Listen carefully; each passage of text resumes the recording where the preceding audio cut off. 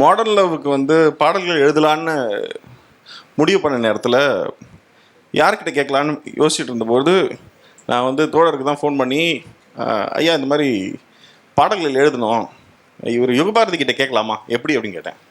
அவர் வந்து அவருக்கு சின்ன வயசுலேருந்து தெரியும், அவர் அதை பற்றியில் எதுவுமே தெரியாத மாதிரி அவர் நல்லா எழுதுவார், ரொம்ப உங்களுக்கு ஹெல்ப்ஃபுல்லாக இருப்பார், நீங்கள் அவரோட போங்க அப்படின்னு சொல்லி என்னை கோத்து விட்டார். அதுக்கப்புறம் நான் அவர்கிட்ட கேட்டேன். நான் முன்னாடியே ஒரு மேடையில் சொன்னது போல் எங்களுக்கு அப்போ ரொம்ப லிமிட்டட் ரிசோர்ஸ் தான் இருந்தது. அவர் அதை பற்றிலாம் ஒன்றும் பெருசாக பாதர் பண்ணிக்கல, பாடல் எழுதி கொடுத்தாரு.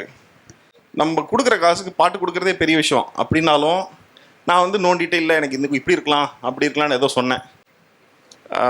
அவர் வந்து நீங்கள் எங்கே இருக்கீங்க, நான் அங்கே வந்துடுறேன், நீங்கள் அப்படியே உட்காந்து எழுதி கொடுத்துட்றேன்னு சொல்லிட்டு வந்தார்.